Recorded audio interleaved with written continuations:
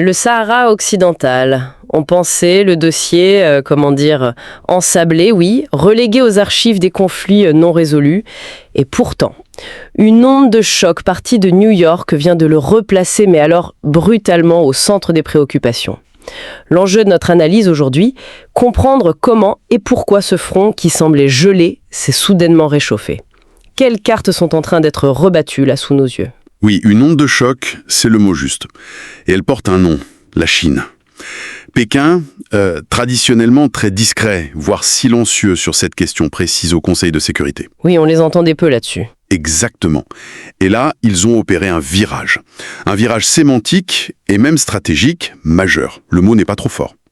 La position qu'ils ont exprimée récemment a surpris beaucoup d'observateurs et, il faut le dire, a glacé certaines délégations. Alors, virage stratégique ou simple opportunisme sur l'échiquier africain ? La Chine, elle est passée maître dans l'art d'avancer ses pions là où on ne l'attend pas toujours. C'est vrai. Mais concrètement, qu'est-ce qui a changé dans leur position ? Au-delà de l'effet de surprise, qu'est-ce qui fait dire que ce n'est pas juste une déclaration de plus, une formule diplomatique ? Ce qui frappe, c'est la précision, la charge politique des termes employés. Alors que Pékin, avant, se contentait de formules très générales sur la nécessité d'une solution mutuellement acceptable. Oui, le langage convenu. Voilà, on entend désormais une insistance marquée sur un règlement juste et durable, fondé sur les résolutions pertinentes de l'ONU. Et surtout, le rappel explicite du droit du peuple sahraoui à l'autodétermination. Ah oui, ça. Dans l'enceinte des Nations Unies, choisir ces mots-là, ce n'est jamais anodin. C'est un marqueur politique fort, très fort. Autodétermination. Le mot que Rabat s'efforce depuis des années, mais vraiment des années, de bannir du vocabulaire onusien sur ce dossier. Eux, ils poussent leur plan d'autonomie sous souveraineté marocaine. Donc là, c'est une torpille directe contre la ligne marocaine. Une torpille, oui, le terme est juste. Cette terminologie vient percuter de plein fouet la stratégie marocaine qui a été patiemment construite, Oui. Et qui vise à présenter ce plan d'autonomie comme la seule, l'unique, voire réaliste, pragmatique. Alors, voir la Chine, membre permanent du Conseil de sécurité, puissance globale, Quand même. reprendre à son compte des éléments de langage qui sont au cœur de l'argumentaire algérien et du Polisario depuis des décennies. Ce n'est plus une nuance là. C'est une rupture. Une rupture dans la posture chinoise et un signal envoyé à tout le monde. Mais justement, pourquoi, maintenant, la Chine découvre soudain les vertus du droit des peuples à disposer d'eux-mêmes ? On la connaît plutôt prompte à défendre la non-ingérence, la souveraineté des États. N'est-ce pas plutôt une pièce dans un jeu beaucoup plus vaste, celui de son expansion d'influence en Afrique, où elle a massivement investi ces 20 dernières années. Le Sahara comme simple levier finalement. C'est le débat sur les intentions chinoises. Vous avez raison. Il est peu probable qu'il s'agisse d'une conversion subite au principe du droit international tel qu'elle gère les interprètes. On est d'accord. La réelle politique est sans doute le moteur principal. La Chine poursuit une stratégie globale. Elle veut s'affirmer comme une puissance responsable, capable d'intervenir, de peser sur les grands dossiers internationaux, y compris ceux historiquement dominés par l'Occident. Et l'Afrique est un terrain majeur pour cette affirmation. Donc s'immiscer dans le dossier sahraoui, c'est une façon de dire « Ok, regardez, on est là aussi. On a notre mot à dire, même dans les zones d'influence traditionnelles de l'Europe, des États-Unis. » Et puis au passage, on caresse un peu dans le sens du poil un partenaire comme l'Algérie qui est de plus en plus courtisé. C'est exactement ça. Il y a une convergence d'intérêts évidente. L'Algérie, c'est un partenaire de premier plan pour la Chine. Sur le plan énergétique, bien sûr, mais pas seulement. Non. Militaire, économique aussi, et puis leur proximité au sein des BRICS élargis. En adoptant une position plus, disons, favorable aux thèses algériennes sur le Sahara occidental, Pékin renforce cet axe stratégique. C'est aussi une manière de signifier que l'ordre post-colonial en Afrique, il est en pleine mutation, et que la Chine entend y jouer un rôle de premier plan. Pas seulement le banquier ou le constructeur, un acteur diplomatique incontournable. On imagine facilement la satisfaction à Alger. Après des années à défendre la cause du référendum face à un Maroc qui semblait marquer des points, là, cette position chinoise, ça doit être vécu comme une énorme bouffée d'oxygène diplomatique. Une victoire majeure. C'est comme ça que c'est perçu et présenté à Alger, oui. Les autorités, les médias algériens insistent. La Chine, par sa stature, replace le conflit dans son cadre originel, selon eux. C'est-à-dire? Celui d'une question de décolonisation inachevée, relevant du droit international, des résolutions de l'ONU, qui prévoit un référendum. C'est un argument qu'Alger martèle depuis 1975. Bien sûr. Et voir une puissance comme la Chine le reprendre, même si c'est implicitement, ça redonne une légitimité, un poids considérable à cette position sur la scène internationale. Alger s'est empressé de communiquer là-dessus, évidemment. C'est la preuve pour eux que le dossier n'est pas clos, comme le dit Rabat. Et pendant qu'Alger sabre le champagne diplomatique, à Rabat, l'ambiance doit être radicalement différente. C'est un sérieux revers, ça. Surtout après les succès qu'ils avaient engrangés ces dernières années. Ah oui. La reconnaissance américaine sous Trump en 2020, puis Israël, l'ouverture de tous ces consulats de pays africains, arabes, l'Ayoun ou Dakhla, tout ça, ça visait à créer une dynamique irréversible pour leur plan d'autonomie. Et là, la Chine vient gripper la mécanique. C'est la douche froide, indéniablement. Le Maroc avait beaucoup misé sur cette stratégie des faits accomplis diplomatiques pour marginaliser la question du référendum, imposer son plan comme seule issue. Oui, le seul voie réaliste. Voilà.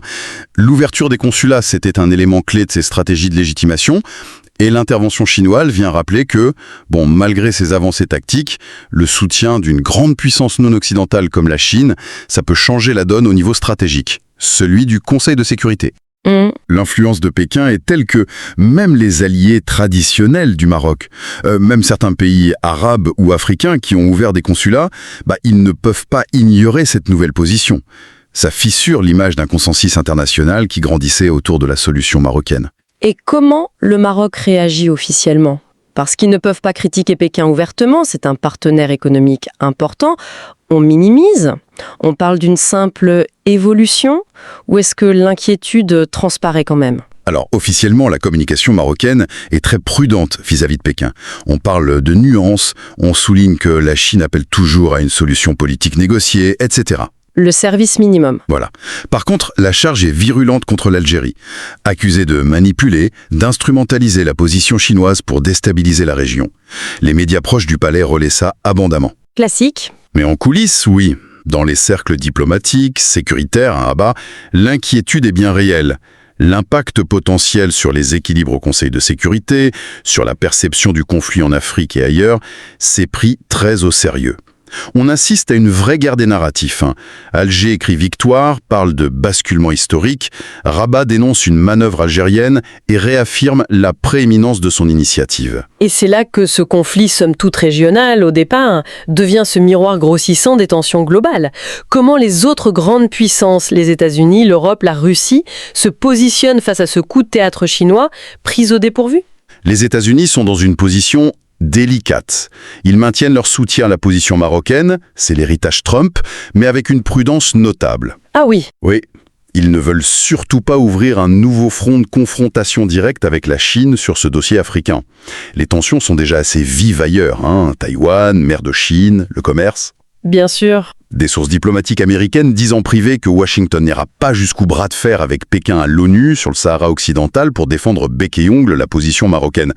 Le soutien a ses limites, quoi. Et l'Europe, j'imagine fidèle à elle-même, divisée, cherchant à ménager la chèvre et le chou. C'est une bonne synthèse de la position européenne, ou plutôt de l'absence de position unifiée. L'UE est profondément embarrassée. D'un côté, le Maroc, partenaire stratégique essentiel, migration, sécurité, économie. Indispensable. De l'autre, l'Algérie, devenue un fournisseur de gaz incontournable, surtout depuis la guerre en Ukraine, et chaque pays membre a ses propres intérêts, ses relations bilatérales à préserver. Paris, par exemple ? Ça doit être compliqué. Paris est dans une situation particulièrement inconfortable, oui, écartelé entre ses liens historiques forts avec Rabat et la nécessité de maintenir un dialogue stratégique avec Alger. Certains analystes à Paris parlent même d'une crise silencieuse dans la relation franco-marocaine que ce dossier exacerbe. L'UE craint surtout que la Chine ne parvienne à rallier d'autres pays du Sud global à sa nouvelle position, affaiblissant encore l'influence occidentale. Et Moscou dans ce jeu d'échecs ? On imagine Poutine qui observe tout ça avec un certain intérêt, voire une certaine satisfaction. Avec un intérêt très calculé, assurément. Moscou est un allié traditionnel de l'Algérie, notamment sur le plan militaire. Oui. Donc, toute initiative qui affaiblit la cohésion occidentale, qui conteste l'influence américaine ou européenne en Afrique du Nord, c'est vu d'un bon œil au Kremlin.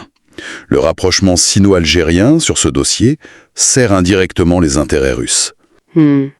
L'idée d'un axe potentiel Pékin-Moscou-Alger, même informel, commence à circuler, à préoccuper sérieusement les stratèges à Washington.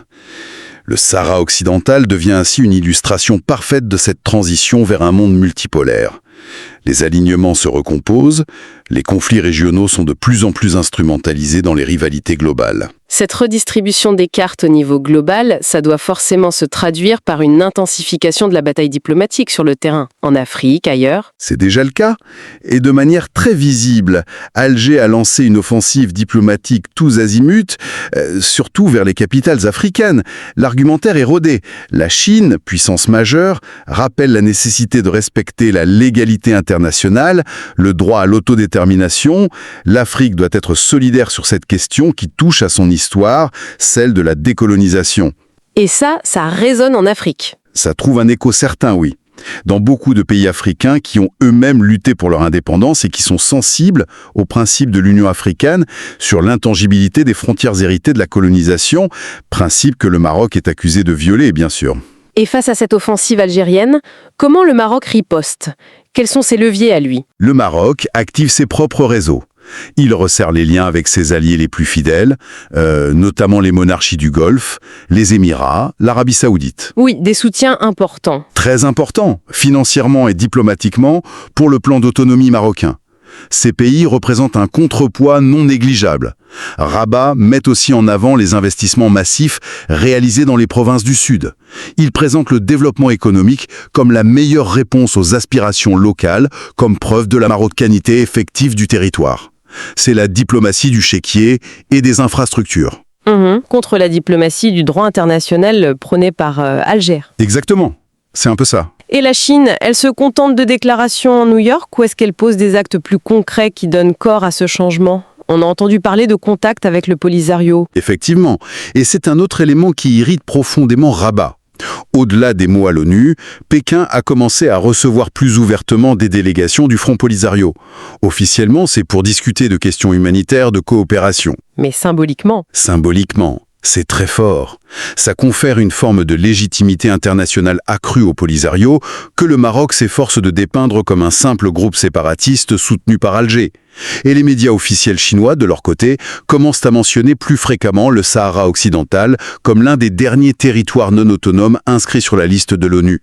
Ils reprennent là encore une terminologie chère au Polisario et à Alger. Toute cette agitation diplomatique, médiatique, ça remet inévitablement une pression nouvelle sur l'ONU, non ? Sur l'envoyé personnel du secrétaire général. Absolument.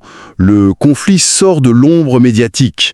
Des ONG de défense des droits humains publient de nouveaux rapports sur la situation dans les territoires contrôlés par Rabat ou dans les camps de réfugiés de Tindouf en Algérie. Oui, on en voit passer. Des documentaires, des articles de presse rappellent les conditions de vie précaires des réfugiés sahraouis qui attendent depuis près de 50 ans une solution politique.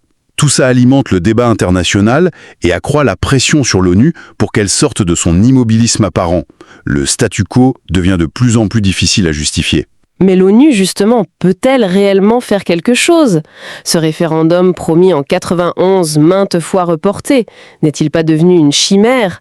L'organisation n'est-elle pas finalement condamnée à l'impuissance?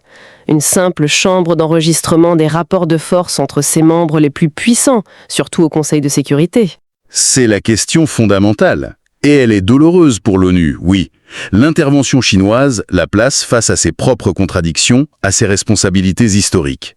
Comment ignorer l'appel d'un membre permanent qui remet sur la table les principes fondateurs de la Charte sur la décolonisation, le droit des peuples discipulaires? L'annonce récente d'une réunion à huis clos du Conseil de sécurité, demandée spécifiquement suite aux déclarations chinoises, ça montre que le sujet est pris au sérieux, que la pression est réelle. Mais bon, que peut-il en sortir concrètement? Une réunion qui risque d'être pour le moins tendue, j'imagine. Une confrontation directe entre la vision marocaine de l'autonomie et la demande renouvelée d'un référendum. Avec la Chine, potentiellement la Russie, qui appuierait la seconde. Il faut s'attendre à une confrontation diplomatique ouverte, oui, même si ça a huis clos.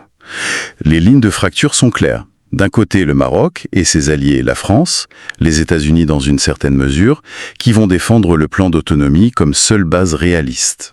Mhm. De l'autre, l'Algérie, le Polisario, soutenu maintenant plus explicitement par la Chine, et probablement par la Russie et certains pays africains membres non permanents, qui exigeront l'application des résolutions de l'ONU sur l'autodétermination. Le rapport de force au sein même du Conseil semblait plus équilibré, ou en tout cas plus contesté qu'avant. Ce qui est certain en tout cas, c'est que le statu quo, cet équilibre précaire maintenu pendant des décennies, semble avoir volé en éclats. L'irruption de la Chine a transformé ce conflit régional oublié en un enjeu géopolitique de tout premier plan. C'est le point essentiel. Le Sahara occidental n'est plus seulement l'affaire de Rabat et d'Alger, ni même celle du Maghreb ou de l'Afrique. C'est devenu un terrain d'affrontement entre des visions concurrentes de l'ordre mondial. C'est-à-dire ? D'une part, une vision qui défend un certain statu quo, souvent porté par les puissances occidentales établies. D'autre part, une vision qui promeut un monde multipolaire où les puissances émergentes, les pays du Sud global, ici incarnés par cette alliance de circonstances Chine-Algérie, revendiquent une voix plus forte et contestent les hiérarchies héritées. On pourrait presque dire qu'Alger, en persistant sur ce dossier pendant des décennies, a réussi un pari stratégique audacieux, non ? Transformer une cause régionale, que beaucoup voyaient comme perdue d'avance, en levier d'influence sur la scène mondiale, en surfant sur ces nouvelles rivalités globales. C'est une lecture possible, oui. Alger a su internationaliser le conflit, l'inscrire dans les grandes fractures géopolitiques actuelles. En faisant du Sahara occidental non seulement une question de principe, le droit des peuples, mais aussi un symbole de la contestation de l'ordre ancien, l'Algérie renforce son propre poids diplomatique. Elle se positionne comme un acteur clé dans les reconfigurations en cours, notamment en Afrique et dans le monde arabe.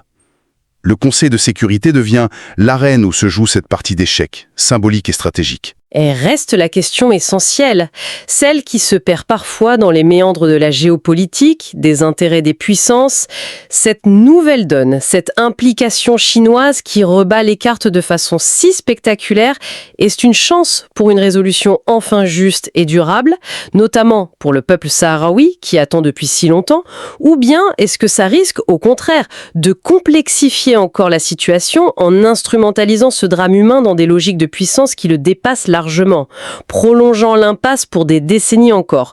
Le brouillard sur l'avenir du Sahara occidental vient de s'épaissir considérablement, j'ai l'impression.